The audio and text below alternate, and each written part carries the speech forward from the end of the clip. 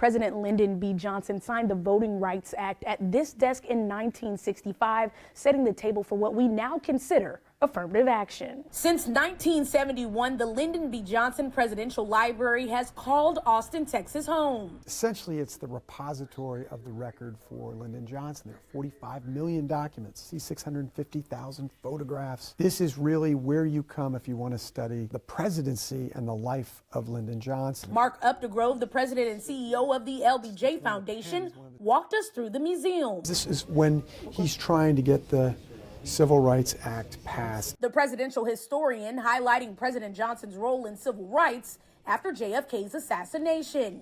LBJ would go on to champion the Voting Rights Act of 1965, the Immigration Act of 1965, and the Fair Housing Act of 1968. These are landmark laws. The 36th U.S. president took things a step further, introducing affirmative action. Signed an executive order in 1965 ensuring that there would be no discrimination on the basis of race, color, creed, or ethnic origins for federal contractors. 2 years later, that order was amended to include women. Now in 2025, 60 years later, President Trump rescinded President Johnson's executive action on his first day back in the White House with a new executive order titled Ending Illegal Discrimination and Restoring Merit-Based Opportunity. It's existed all these decades until now, and really, why shouldn't it exist? It really embodies what is our most basic creed as Americans. All men are created equal. In 2023, a historic Supreme Court decision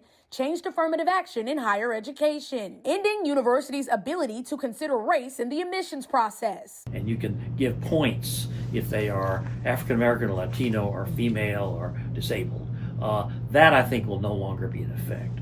But universities are still going to try to have diverse student bodies.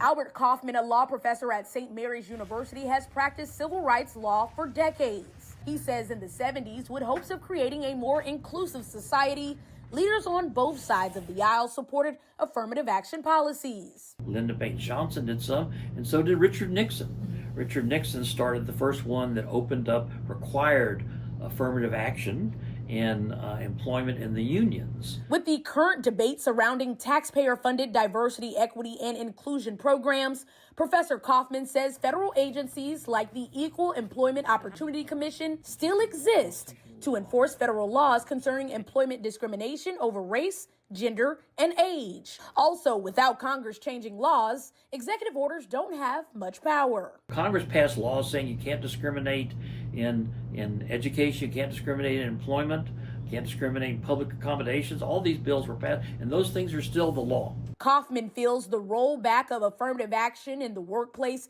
and education could have an impact on the accessibility created after the civil rights movement. We have these programs that were meant to bring in minority communities, and now they're getting rid of them.